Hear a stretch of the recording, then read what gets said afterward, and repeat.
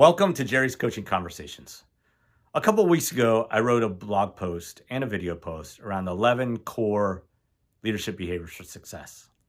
And today, I wanted to highlight the first one on that list, which I think is really important and a foundational element to becoming an effective leader. And that is creating self-awareness. Self-awareness around your strengths, your weaknesses, your emotions, and your behavioral tendencies.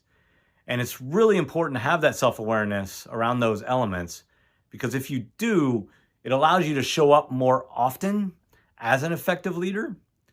And when there are challenging situations that arise, which usually those are under stressful situations, when we're in those situations, we tend to revert back to our core behavior that's been developed over many, many years. But because we have that self-awareness, we can identify those situations and the triggers that cause those situations. And as a result, we can choose to act differently and show up differently as a leader, which usually results in a better outcome. So I want to ask you two questions. How self-aware are you of your own strengths, weaknesses, emotion, and behavioral tendencies?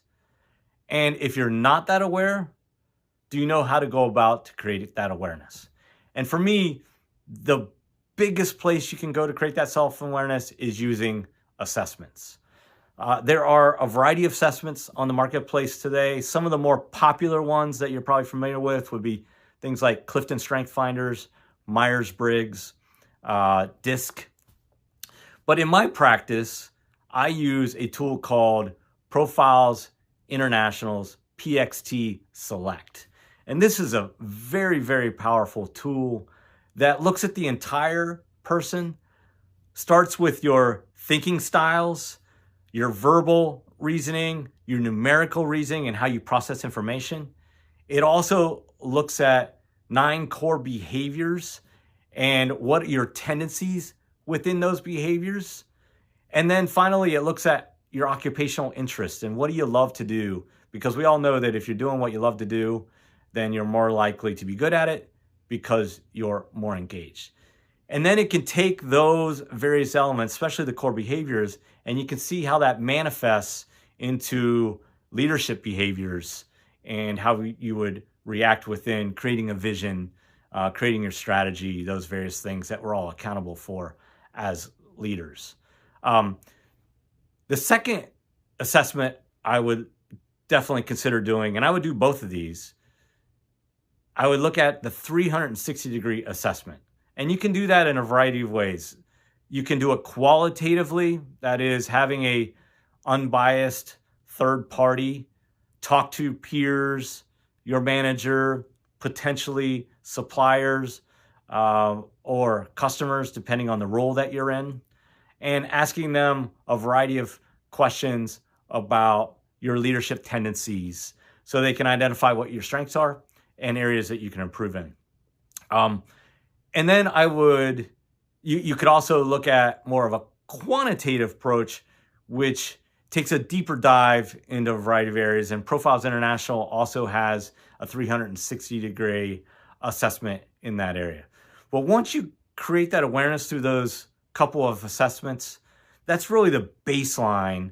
And I would go to the next step of creating your individual development plan and identifying those strengths that you want to leverage within your leadership competencies, but then identifying the 1 or 2 things that you can work on at this period of time for the next 6 months or a year or whatever time it takes to improve on, to make sure you're showing up as the best leader you possibly can. Once you have that IDP in place, it is really just about execution then and accountability. And there's a lot of ways you can get accountability. You can identify one or a couple individuals at work and let them know, people that you can trust, let them know what you're working on, and then check in with them, once every month or so to get their feedback about how they think you're doing. And of course, take that feedback in how it was intended, and that is to help you become a better leader. And a second option is to utilize an actual coach that can help you with the assessments, can help you develop your IDP, and then can help you with the whole accountability piece.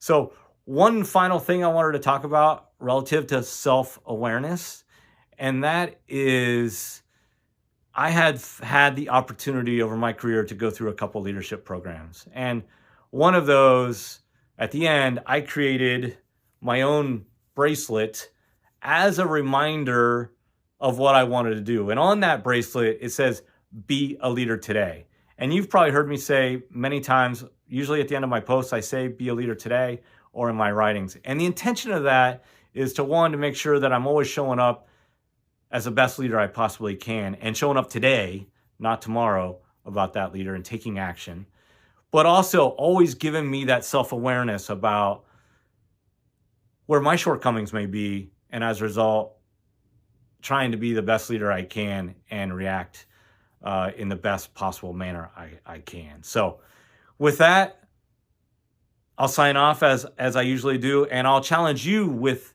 the question of, how can you be a leader today?